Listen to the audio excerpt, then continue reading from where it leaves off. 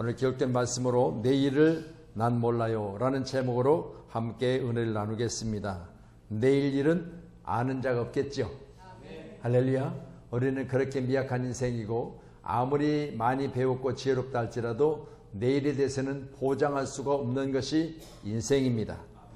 잘 아시는 대로 며칠 전 워싱턴주 시애틀 한인 부부 묻지마 총격을 당해 임신 8개월인 아내와 뱃속의 아이가 숨지는 사건이 발생했습니다.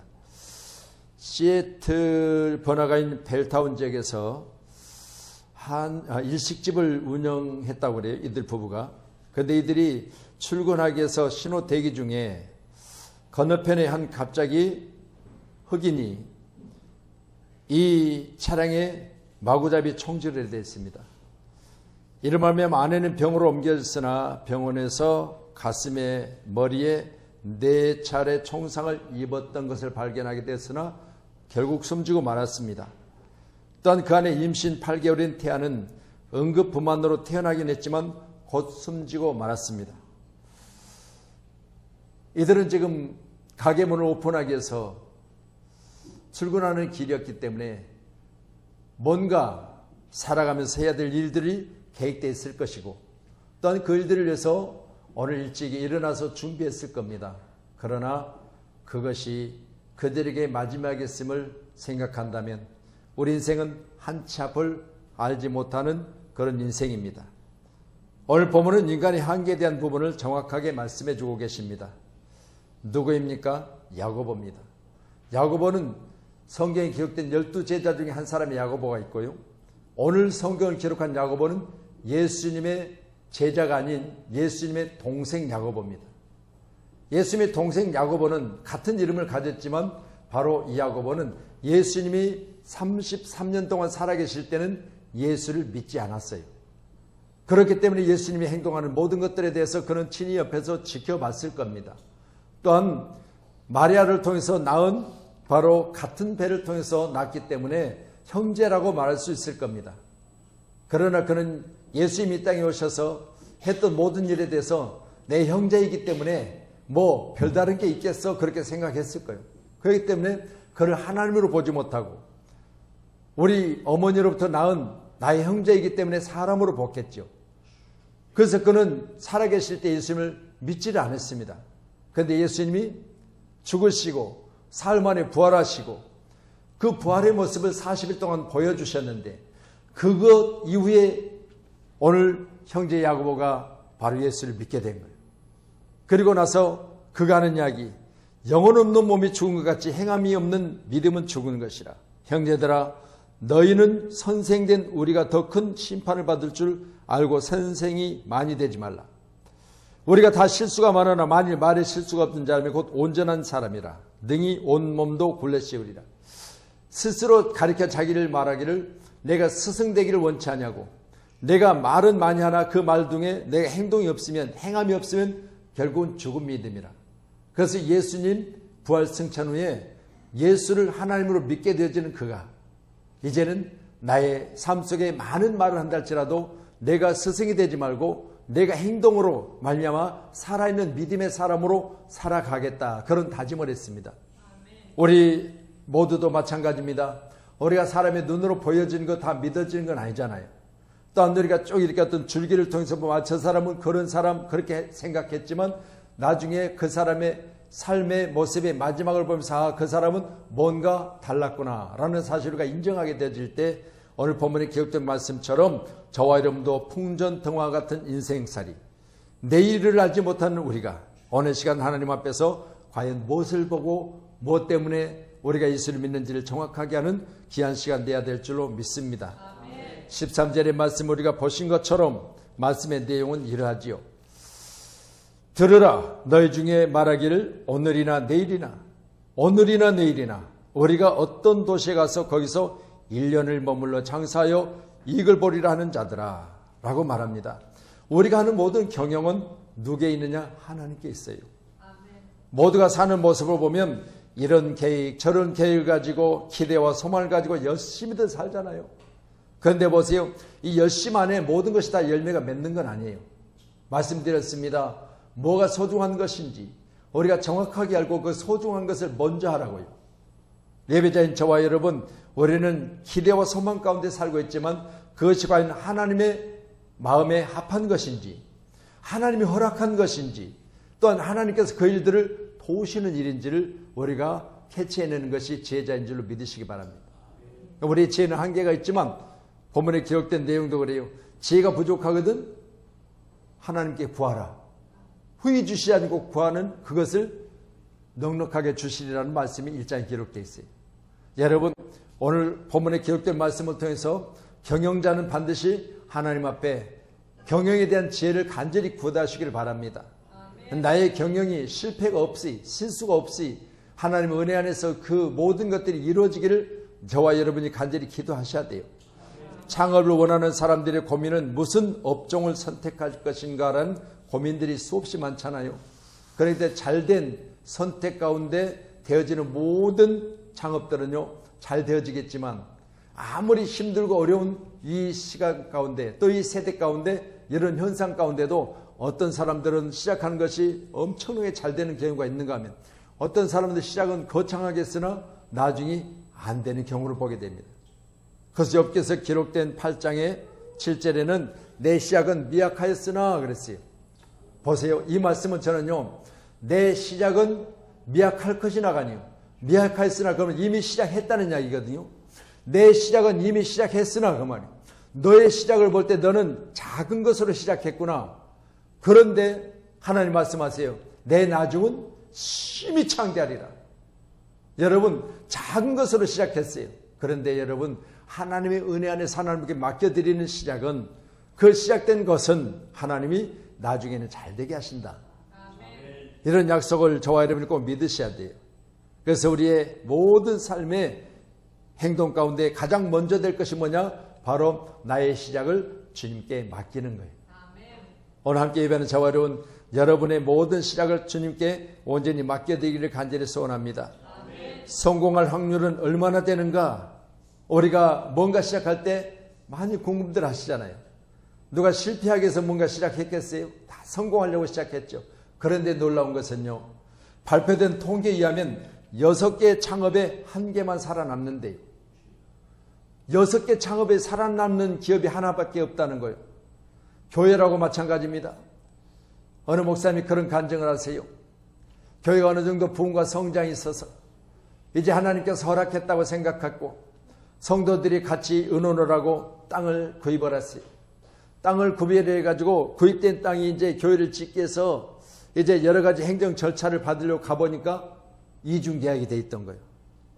교회 땅을 구입했는데 행정적으로 가서 확인해 보니까 이 땅이 다른 사람이 먼저 계약이 돼 있는 거예요. 그러니 어때요? 여러분, 뭐 내 개인 소유의 집을 지으려고 한 것도 아니고 교회를 지으려고 성도님들과 함께 의논을 충분히 하고 그렇게 딱. 그래서 이제 그 이중 계약된 그 계약자를 찾아가서 보니까 거기도 교회를 지으려고 그 땅을 계약해 놓은 거예요.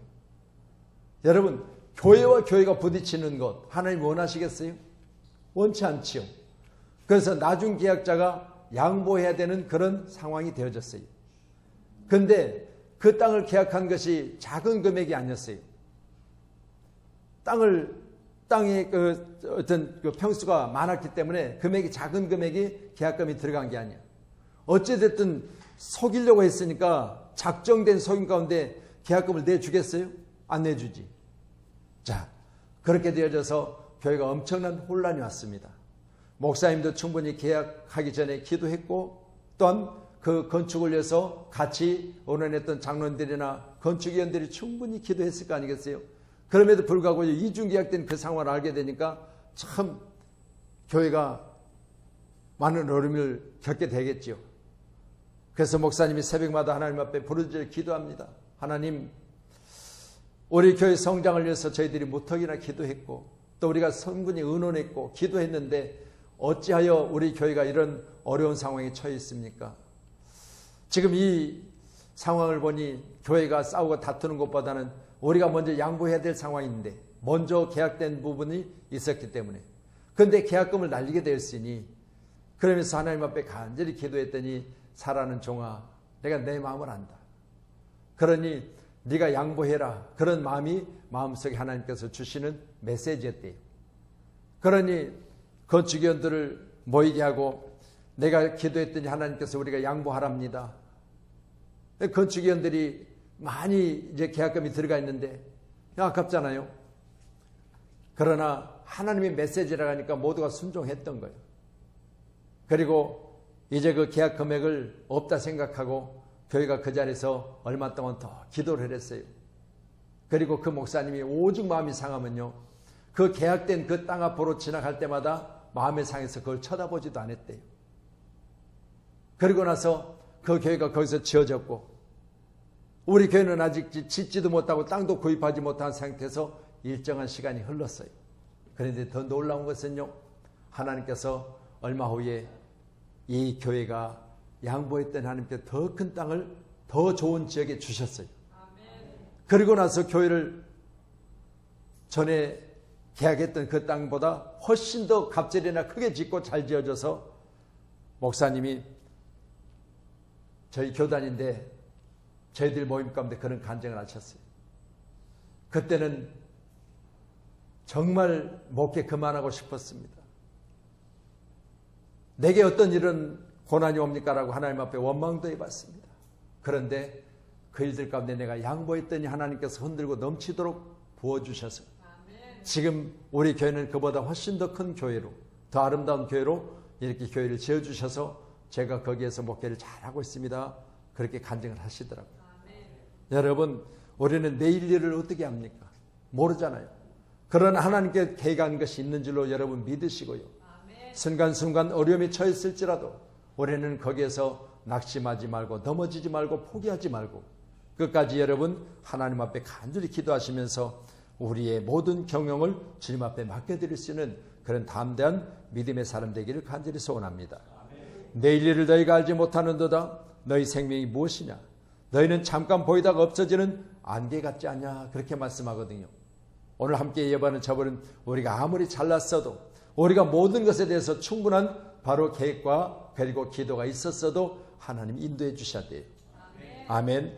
잠언서 16장 9절의 말씀에 이렇게 기록하고 있습니다. 말씀 같이 봅니다.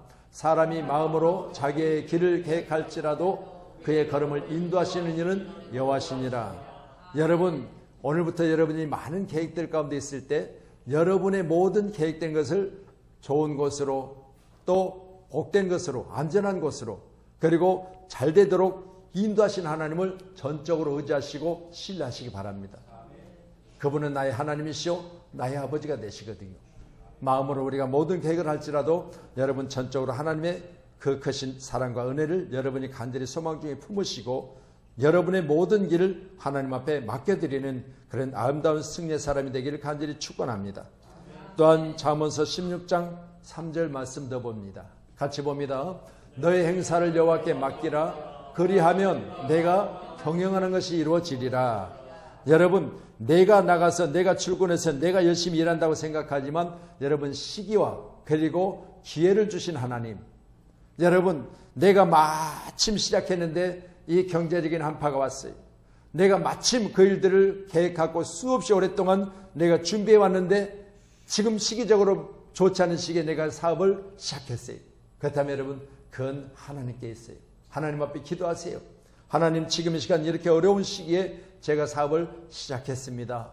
아버지 하나님, 넘어지거나 중도에 포기하거나 이 일들에 대해서 실패하지 않도록 도와달라고요. 아멘. 우리 한국교회가 서로 합심하여 우리 성도님들의 사업을 위해서 늘 기도하셔야 돼요. 아멘. 하나님, 우리 사는 성도님들의 사업이 잘 돼야 됩니다. 아멘. 우리 오늘 장은혜 집사님이 부모님을 모시고 이제 태국 여행을 떠나게 되는데요. 저는 늘 감사한 것은 주어진 상황은 참 어려워요. 저 편집을 시작할 때만 해도 그래도 월 얼마씩 수입이 생겼습니다. 수입이 났습니다. 그렇게 이야기를 해줘서 참 감사했는데 이렇게 또 경제적인 한파가 불어닥치니까 뭐 거의 매출이 절반으로 뚝 떨어졌어요. 그러다 보니까 절반의 매출을 가지고 월세를 내고 운영하는 비용을 들이고 또 알바 비용을 들이고 하는 이런 모든 일들이 참으로 어려워요. 그래서 요즘 사실 어떻게 보면 뭐 여행 갈 만한 그런 상황이 아니에요. 그런데 부모에게 효도한답시고 저렇게 하고 있는데 제게는 늘 본인의 사정을 이야기를 해요. 목사님 이렇습니다 저렇습니다. 상황은 이러합니다 라고 이야기해서 내가 그랬어요. 지금 기쁜 마음으로 그리고 평안한 마음으로 여행 가는 건 아닐진데 그렇잖아요. 여러분 7명이 같이 여행한다는 건 많은 비용이 들 거예요. 근데 그 비용을 혼자 지금 감당하고 있는 거죠. 자, 그러면 지금 상황은 여행 갈 만한 상황이 아니라고 말씀드렸어요. 여러분 같이 가는 뭐 부모님은 어떨지 저는 몰라요. 내가 자세히 물어보진 않았어요. 무슨 마음으로 같이 가십니까? 묻지는 않았어요. 그렇지만 여러분 딸의 마음을 가진다면 딸의 마음을 생각한다면 여행이 아니에요. 그렇잖아요. 근데 그런 마음을 가지고 딸이 제게 집사님이 제게 그런 이야기를 해줬을 때 그래도 제가 어떻게 해라도 우리 집사님이 가서 이런 어떤 위기적인 어려운 상황을 이겨내고 왔으면 하는 그런 마음이 들어서 가서 충분히 좀 쉬고 와라. 그리고 반드시 하나님은 좋은 길을 내실 것이다. 근데 요즘 그게 편의점을 이게 계약을 하면요 5년 동안 만약 그 이마트하고 계약을 됐으면 5년 동안 이걸 5년 동안 자기가 장사를 예를 들어서 어떤 일이 있어서 못하게 되면 위약금을 물어내야 돼요. 그러면 나무 지금 한 3년 정도 올해 10월 달이 3년이거든요. 3년 되면 2년 동안의 위약금을 물어내야 되잖아요. 그런데요 하나님이 요즘 그렇게 상황이 어렵고 힘들 때 하나님 역사하세요. 자, 집사님 저희 그랬어요. 목사님 3년쯤 되어지니까 지금 어렵고 힘든 상황이 왔는데도 불구하고 LG라든가 또 뭐 세븐일레븐이라든가 뭐 이런 데서 요즘 이제 이런 이야기가 온대요. 위약금이고 뭐고 다 물어줄 테니까 바꾸면 안 되겠냐고. LG라든가 다른 쪽으로. 그래서 통째로 바꿔보면 통째로 줘버리라고 그랬어요. 그냥 다 밀어줘버리고 지금까지 들어간 것만 다 해주면 그냥 통째로 이 업종을 완전히 바꿔버리라고 그랬어요. 지금 요즘 그런 기도하고 있어요. 여러분도 기도해 주세요. 할렐루야. 여러분 보세요. 하나님은 여기까지 훈련시키시고 여기까지 그로 하여금 인내하게 하셨다면 반드시 손해보지 않고 좋은 일을 하나님께서 그에게 허락하실 줄 저는 믿어요. 왜냐하면 그의 열심과 그 최선을 다함과 또 부모에 대한 그 효도하는 모습을 보면서 참 감사하잖아요. 내 딸이 있습니다. 저기 좀 둘째 딸도 저기 우리 집사님 권사님 앉아 계시지만요. 오늘 저는 그런 마음에서 아까 내가 장로회 때 직접 대놓고 그랬어요. 첫째 딸 오늘 올 줄 알았다. 첫째 사위 올 줄 알았다. 왜? 본인들이 비용 들여서 여행을 보내드리지 못할지언정 그래도 부모님들을 모시고 이렇게 효도 여행 간다는데 그래도 얼굴이라는 빛일 줄 알았다 그랬어요. 제가 그런 서운한 마음을 이야기했어요. 직접 대놓고. 여러분, 우리는 이 땅에 사는 날 동안 우리의 경영이라는 것이 하나님께 있음을 꼭 믿으시고요. 저와 여러분의 경영을 하나님께 맡겨드리는 그런 믿음이 우리 가운데 충만하시기를 바랍니다. 처음부터 끝까지 여호와를 의지하는 자에게는 그의 경영을 이루실 것을 약속하고 계시거든요. 반드시 그리하실 줄로 믿으셔야 돼요. 우리 성도들이 다 잘 될 줄로 여러분이 기도하셔야 돼요. 14절의 말씀 더 보시죠. 14절 시작.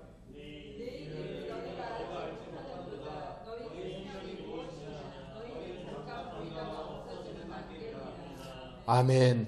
오늘 주어졌음에 우리가 최선을 다하고 감사하십시다. 오늘 말씀 보니까 내일 일을 너희가 알지 못한다 했습니다. 생명이 무엇이냐고 했습니다. 너희는 잠깐 보이다 없어지는 안개와 같지 않냐 그렇게 말씀하시거든요. 여러분 뭐 우리 또래 나이 정도 되어지면 뭐 오늘 만나고 내일 못 만날 수도 있는 거잖아요. 그렇잖아요. 오늘 제가 소개해드린 것처럼 뭐 시애틀의 이들 부부 일식집을 운영하면서 아침에 일식집 오픈하기 위해서 지금 차량을 이용해서 가다가 오늘 신호 대기 중에 이렇게 총기 난사에 아내가 죽고 뱃속에 태아가 태어나자면 죽는 이런 경우를 생각해 보니 남편이 얼마나 황당하겠어요. 이런 시간이 우리에게 주어져서 우리가 이 땅에 사는 날 동안 주변에 많은 이런 상황이 계속해서 발생되고 있지 않습니까? 우리 모두는 다시 한번 우리의 모든 생명도 하나님께 있습니다. 우리의 삶의 모든 계획이 있지만 그러나 그것들을 이루고자 하는 그 뜻을 이루어가는 과정도 하나님께 있습니다. 반드시 하나님 앞에 맡겨드리는 우리 모두기를 간절히 소원합니다. 잠깐 보이다가 없어지는 안개와 같은 것이 인생이라고 말씀하고 있습니다. 누구입니까? 여러분, 예수님의 육신의 형제 야고보예요. 야고보가 예수님을 나의 형제로 알았고 그리고 이 땅에 나 같은 모습을 가지고 있었으니까 사람으로 봤어요.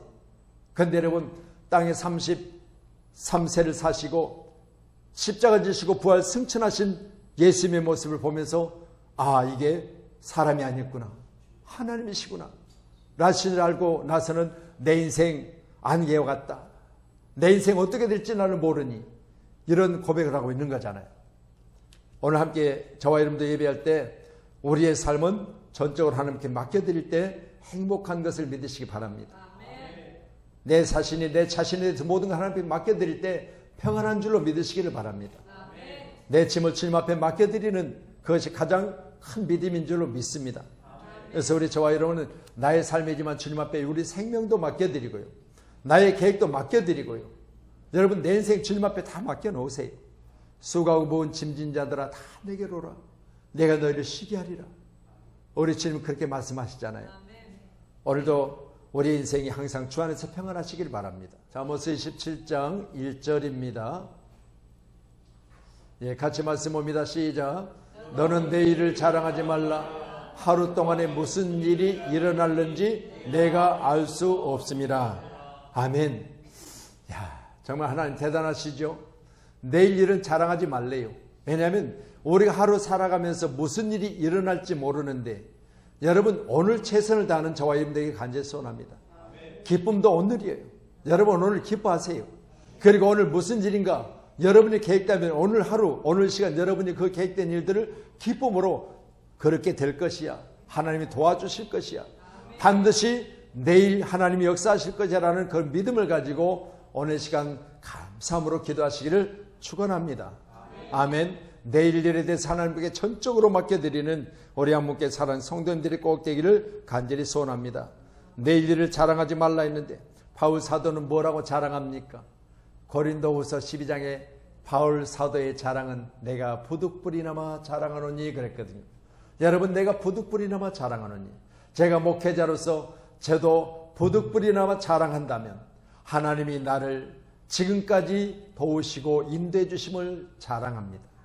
또한 바울 사도는 내가 몸 안에 있었는지 몸 밖에 있었는지 나는 모르거니와 14년 전에 나의 자랑거리를 내가 털어놓나니 내가 가서 말할 수 없는 하나님의 나라 낙원을 보고 왔다, 이렇게 자랑하고 있거든요. 우리 양목교회가 하나님의 나라 킹덤 오브 헤븐, 그 나라가 여러분 가운데 자랑거리 되기를 간절히 소원합니다. 내가 예수를 믿은 것을 자랑하세요. 내가 예수 믿어서 하나님의 자녀된 것을 자랑하세요. 아멘. 여러분, 나는 다른 것 다 없어도 하나님의 자녀이라는 사실만큼은 내가 자부심을 갖고 삽니다. 그래서 여러분, 그런 생각을 해봐요. 만약 누가 내 주변에서 큰 집을 샀다. 목사님, 내가 이번에 저 대한민국에서 최고 잘 나가는 저희 강남 쪽에다가 72평짜리 집을 샀네요. 그러면 부러워요? 안 부러워요? 부럽지. 여러분, 얼마짜리는 제가 물어볼 필요도 부러운 일이야. 그래서 여러분, 그 부러움에 아이고 내 인생은 왜 그런가 그래요? 여러분, 그럴 필요 없어요. 여러분이 하나님의 자녀라는 자존심과 여러분이 하나님의 자녀라는 긍지가 있다면요, 나도 그렇게 될 것이야. 여러분, 그렇게 생각하셔야 돼요. 여러분, 남이 잘 되어졌으니 아이고 감사하네요, 하나님 축복하셨네요, 나도 하나님이 복 주실 걸로 나는 믿습니다 라고 하셔야지. 여러분, 그 사람이 그거 샀다고 해서 그것 때문에 배 아파하고 그것 때문에 나는 왜 안 되는 거 원망하고 불평할 일이 없어요. 반드시 나의 때에 하나님이 역사하실 것을 믿으시고요, 여러분도 72평이 아니라 72,000평짜리도 주실 거예요. 할렐루야. 하나님의 자녀이잖아요. 내일 경험하는 그 사람이 인도해 주시면 그렇게 될 거잖아요. 꼭 그렇게 믿으시고, 우리는 여러분 쫄지 말고 두려워하지 말고 걱정하지 말고 담대함으로 오늘 이 시간 승리하시기 바랍니다. 아멘. 17절 보세요. 17절. 예, 같이요. 시작. 그러므로 선을 행할 줄 알고도 행하지 않으면 죄니라. 자, 그동안 선하신 예수님, 나의 형제라고 믿었는데 선하신 예수님께서 막상 십자가 지고 이제는 죽으시고 사흘 만에 부활하셔서 40일 동안 계시고 또 다시 승천해 버리시니 이제는 나의 형제가 아니요 하나님이셨다. 이 사실을 알게 됐으니까 오늘 야고보는 사람이 선을 행할 줄 알고도 행하지 않으면 죄니라. 여러분, 선한 중에 계신 예수님을 바라보았고 선한 중에 사셨던 예수님의 형제라는 사실을 자기가 자부심을 가졌을 건데, 여러분 아무리 알고 아무리 여러분 지식을 가졌어도요 행동으로 옮기지 않으면 안 된다는 거잖아요. 바울 사도는 늘 자기 자신이 하나님 앞에 붙잡히만 되는 걸 고백하고 있거든요.